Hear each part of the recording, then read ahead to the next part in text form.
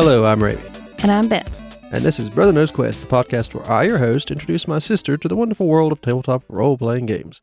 Let me guess, you don't know what we're talking about today? Never do. You do sometimes. Very, very rarely.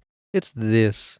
Well, this is lighter than usual. Yeah, no. Tiny Dungeon. Yeah. Written by Alan Baer and Gallianite Games published it in 2022. The second edition, that's what you got there. There's the first edition, but I don't know when it was published. It has a bunch of micro settings in it, so we're not going to cover them all. I'll kind of cover what the basics are. It is I believe at least a 201 page book. I think there's a bit more. So it's kind of like another index card one. A little bit easier to play. Yeah, it says minimalist. Yeah, minimalist. How to play is from page 6 to 21. And the last part of that chapter is the rules don't cover that. So it tells you how to handle things they don't cover easily. And then the next few pages are adventure creation. Find some friends. Yeah, that's a rule of the thing. In the standard book, in the book you got there, you have human, fae, dwarf, goblin, silmar, tree folk, Karoo, and lizard folk. And we'll cover some of those that don't sound too familiar to you in a minute. And then from page 87 to the 201, it is the micro settings. You can do any fantasy setting you want, but they did include quite a few micro settings. The Game Master section is page 40 to 46. Optional rules are 70 to 84. So it gives you an idea how light the rules really are, unless you want to add the optional ones in it. There's a raptor land. I know, right? I was going to say that to be one of the little settings I covered. The game uses tests like checks, kind of like you would in D&D. It's a 2d6 system. You run 2d6s against something. If you roll a 5 or a 6 on any of those two, it's a success. If you roll under a 5 or 6 on all those, it's a failure. Now, you can have traits to make things easier. You can get advantage on it. So you get 3d6, or some things like disadvantage will give you 1d6 instead of 2d6 to roll. Very simple. Combat is also 2d6. And to roll initiative, you roll 2d6. If you roll 5 or 6 on either of the dice, you go before the DM goes. If you roll under a 5 or 6 on all the dice, you have to go after the DM and his monsters or whatever. You have 2 actions. You could choose to move, attack, generally not be useless with your action. You can use both actions to move or both actions to attack if you wish, but it's up to you what you want to do. Cast a spell, stuff like that. You can move and then it's 2 actions. On a successful test, you deal 1 point of damage to your enemy if you have a light weapon, 2 points if you have a heavy weapon, unless the game master says otherwise. I've been saying DM, but you can interchange the two, DM, GM. DM's more of a D&D thing. That's what I heard first, and I keep saying on accident. In combat, you can have 2 special actions, focus and evade. When you choose to focus, your next attack you take is a success on a 4, 5, or 6 on either of the D6s you roll. And evade, until the start of your next turn, test 1d6 when you are successfully hit by an enemy. If your test is successful, you evade the attack and do not take damage. That's what you have instead of armor. Armor generally just adds to your HP, not an armor class or anything.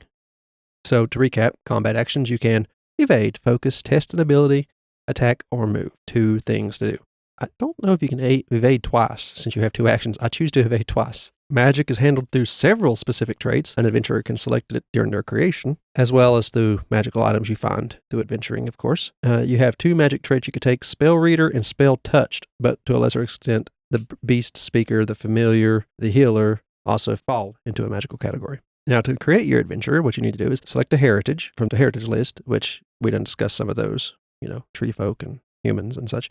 Then select 3 unique traits from the trait list, and then select a weapon group to be proficient with, light or heavy. Select a family trade and select a belief. Instead of predefined class in Tiny Dungeon, you use traits to make up your adventure. Now, into some of the characters that don't sound familiar, some of the heritages. You have the Karoo, Karhu, Karoo, I think. Karoo?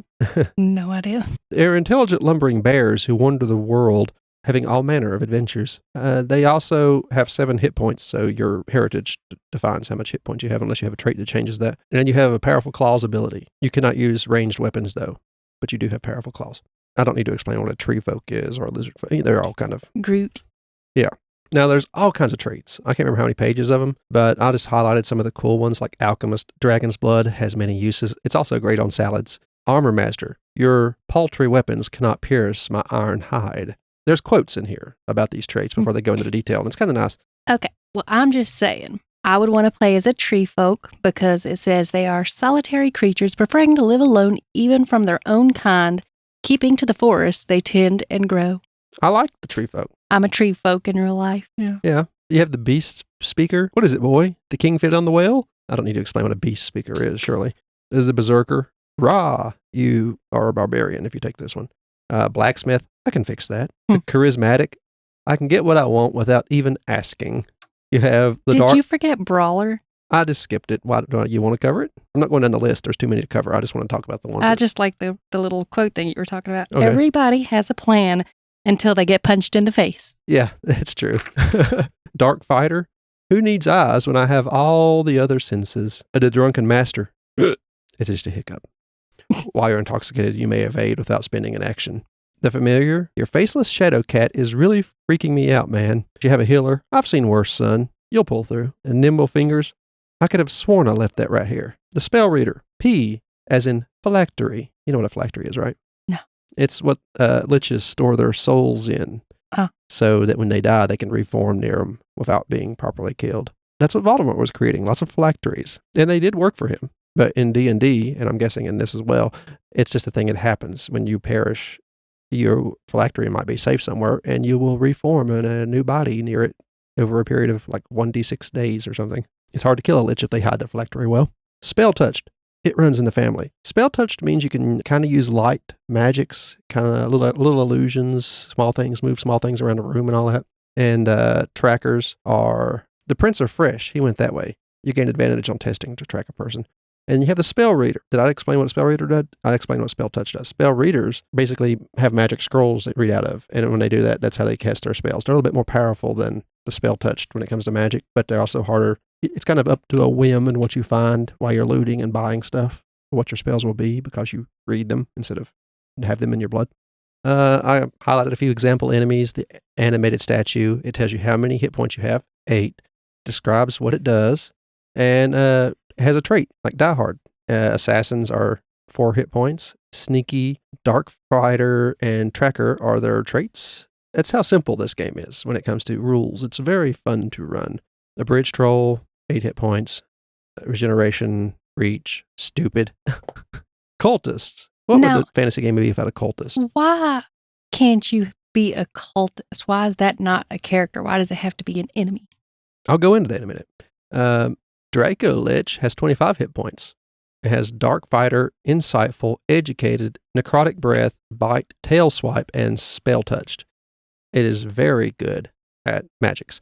And before I go into this, they have things called Zines. You know what it is? It's like little snippets of extra content or information about your game that you can get. And they have them all throughout the year that come out on DriveThruRPG. If you want to get them at the end of the year in one little condensed book, which is what I do, instead of buying them separately, and have that book printed off for DriveThruRPG and then shipped to me, I have a bunch of Zines. It adds a bunch of extra content, like what you were talking about, cultists. I have Necromancer in one of them, different settings for all kinds of good things in these little books. But I have 3 of them, and I didn't think it'd be worth bringing in here and talking about all 3 of them. I haven't bought 2023's edition yet. Some of the tiny settings, tiny worlds, what is it they call them? Micro settings? Yeah, micro settings.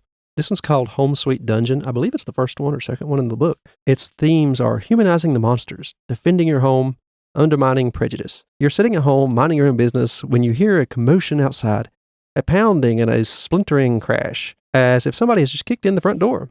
Then the screaming begins. You grab your weapon and run to help, and discover that a party of adventurers has burst into your dungeon and began slaughtering your friends and family. It flips the usual model of fantasy adventure on its head. You are the creature defending your dungeon. And these micro settings also have their own heritage and stuff, so you can work with what they have here. Then you have Raptorland. Do you want to read that one? It's made by Elizabeth. I know. You can read her last name. I don't know. Yeah, I don't know how to pronounce her last Apologies, name. Elizabeth, if you found us. Better for us not to ruin it than it is to just, it starts with a CH. Yeah. Let's see. When the realms were young, dinosaurs wandered the lands. They built great palaces of song and scent, shaping the land with tooth, claw, and feather. Within the realm, they lived in perfect harmony, hunter, prey, and all the great many things in between. Then there was a terrible disaster, the calamity, and the realm was forever changed. Fae, dwarves, and humans crawled from the earth. Humans ruined everything. They quickly covered the surface like a violent spew of magma and darkened the skies of song with their noise. The velociraptors led all dino kind away to a new realm, a place where they could rebuild a place safe from the skinmen. That's what we are, skinmen. Skinmen. Poor dinosaurs. Using dark rites of the hunt and blood, the velociraptors closed the gates between their new realm and the one dino kind left behind. Here the dinos would start anew, build a world that could withstand an onslaught from the skinmen if they ever dared enter the dinos' new realm. Thus, Raptorland was created. Now the gates to Raptorland are open. Enter if you dare. I'm entering. Yes. It's got dinosaurs. I want the dinosaurs. And then we have another one called Courtesy of Goblins. Goblins are people too. Most humans don't know this, but goblins aren't as stupid as they smell. So why do humans think this? Probably because they insist on taking the lowest of the low in goblin hierarchy, separating them from their brethren, and then humiliating them for not living up to some weird human expectation. It's a thing about goblins. Another one called The Land of Roses and Thorns. It's The King is Dead. Long live the king. The Land of Roses and Thorns is a micro-setting inspired by Game of Thrones. Collectively create a noble house and fight for its place in the kingdom. See, there's all kinds of these micro-settings, and you get more if you get designs, of course. It's a very simple game. The rules are easy to read. There's a million traits, especially if you get designs. And there's different versions of this game. There's not just fantasy. I have other ones we will talk about in the coming weeks, such as, I'll just leave it a surprise, I guess. Judging by what you heard here, would you play this? I have a feeling you would. Even if we're going to the Dino Land, Raptor Land. Can I have one as a pet? I suspect so. They are sentient. I think that would be something other than a pet. I like the Brachiosauruses. Oh, they got megalodons too. Mm-hmm. They have all kinds of things. And like I said, the designs have even more stuff in them. And there's so many micro settings, different traits you can take, different heritages. I don't know how I found this. I was probably looking up simple games. Oh, what happened? They have a T-Rex that's a zombie. They have a regular T-Rex. Then they have a zombie T-Rex. Oh, Dresden had a zombie T-Rex for a while. Smells putrid, I would imagine so. Yeah. It has a trait and called its putrid. flesh is falling off its bone. Yeah, that's bound to happen. Part of being a zombie. Yeah. Out of all the games I've talked about, I'd probably play this one on a out of the blue, let's start a game at a group gathering that nobody expected to be running a game or something. It'd be easy just to pick this up and start a game. You could also, as advertised, you could fit your entire character sheet on another index card. It's very similar to Index Card RPG in that. These would be some shorter episodes, but they're affordable books. You can get the PDF or physical version of them.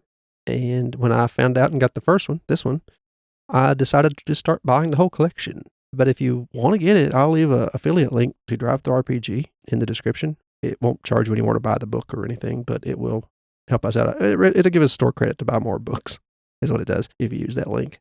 I guess that's it. You have any thoughts on it? What do you, besides the dinos? No, I like dinos. I know. I was surprised. I forgot the dinos were in it. Yeah.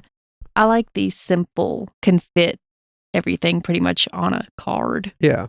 And it's That's just, always nice. all you have to do is roll 2d6s or 1d6 or 3d6. See, I don't mind the mini die. I don't either. But I do like the full. But fit it all on a the card. rule is that you roll a 5 or a 6 and you succeed. That is you don't have to check armor classes. You don't have to, any of that stuff. If I was going to get a child into playing the games, this would be the one I'd start them off on, probably. This or Fate. But this, if they wanted something similar to D&D, this is very D&D feeling because it's a dungeon game. Okay. Well, I guess that's it. If you like what you heard here, we have other podcasts. We're part of the Gruesome Gaming Group podcast network. It is this podcast, Horrific History and Hauntings, where my sister Beth here tells me about everything that's in the title, horrific history, some haunting, stuff like that. We have Leveling Duo. It's a podcast that's on hiatus right now, but it's about video games, and my friend Dakota do it.